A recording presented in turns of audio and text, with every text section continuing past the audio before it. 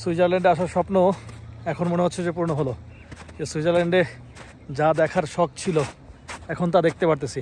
এই যে এই মুহূর্তে বরফের উপর দিয়ে হাঁটতেছি এবং আমার পিছনে যা দেখতে পাচ্ছেন সব বরফ।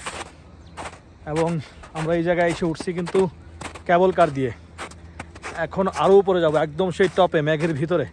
অলরেডি আমরা মেঘের ভিতরে এবং বরফের উপরে, হাঁটাই যাচ্ছে না এত বরফ। এবং এই বরফ ধরার স্বপ্ন কিন্তু ছিল সারা জীবন, এবং সেই বরফ এখন ধরলাম। ওয়াও, এত ঠান্ডা কিন্তু না, পা ঢুকে যাচ্ছে বরফের ভিতরে। আরে ভাই, হাইটে আসা যাচ্ছে না তো, আসতেছি। এখন গিয়ে ঢুকবো, কেবল কার দিয়ে আরও উপরে যাব এবং একদম পাহাড়ের ভিতরে। তো সেই জায়গাগুলো ভিডিও করার চেষ্টা করব। সুইজারল্যান্ডে আসবো আর বরফ দেখবো না, সেটা কি হয়? এই যে এখন আছি তিতলিসের একদম উপরে, যে পাহাড়গুলোকে নিচ থেকে দেখছিলাম সেই পাহাড়গুলোর একবারে উপরে চলে আসছি আমরা।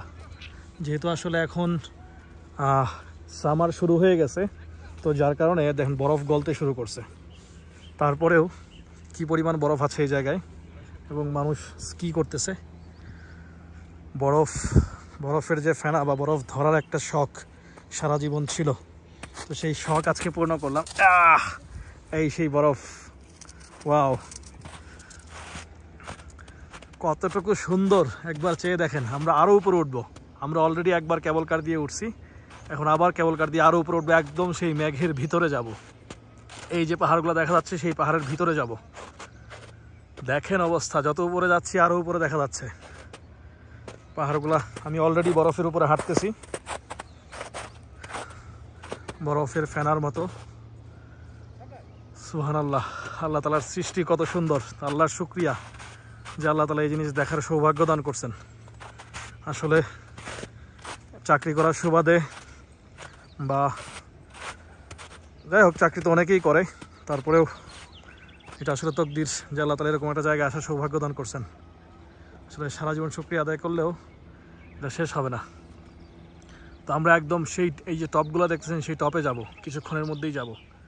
এই পাহাড়গুলো নিচ থেকে আসলে দেখাই যায় না, একদম মেঘের ভিতরে ছিল, এখন হয়তো দেখা যাবে।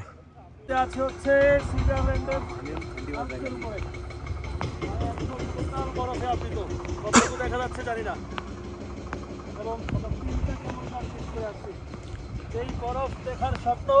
জওয়ান ভাই যাই এই যে এটা ও হো হো হো ও বরফ, তুষার চারিদিকে তুষার আছে, যা ভিজে যাচ্ছে তারপরেও ভালো লাগতেছে। কয়েক হাজার ফুট উপরে উঠছি, এবং এটাকে পৃথিবীর সবচেয়ে বড় আজ পর্বতমালা, পৃথিবীর সবচাইতে বড় আজ পর্বতমালা। শেষ অনেক ভিডিও করছিস এইচডি কোয়ালিটিতে,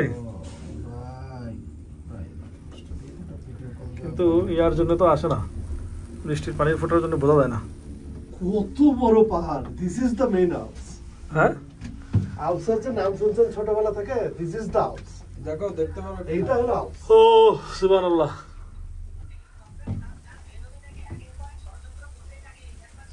এটা দেখো, কেবল কারে আমরা মানে কতটুকু উপরে আছি আমরা এখন? বৃষ্টি, এই যে স্নোফল হচ্ছে, এটা সবসময় তাই না, তো মেঘের মধ্যে আছে। আমরা জাস্ট মেঘের মধ্যেই আছি এখন। যে উপরে ওই দেখছো, ইয়াতে ভিয়েতনামে কিন্তু এরকম সেম মেঘের ভিতরে ঢুকছি, কিন্তু ওই জায়গায় এই বরফ নেই, ওই জায়গায় গাছপালা সব।